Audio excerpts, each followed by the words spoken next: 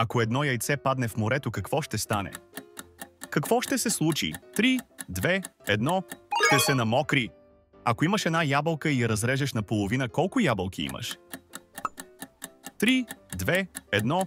Все още имаш една. Колко месеца в годината имат 28 дни? 3, 2, 1. Всеки месец има 28 дни. Коя е столицата на Европа? 3, 2, 1. Няма столица. Как е името на основното ястие в тристепенно меню? 3, 2, 1. Основно ястие. Какво има крила, но не може да лети? 3, 2, 1. Прозореца. Колко стени има една квадратна пирамида?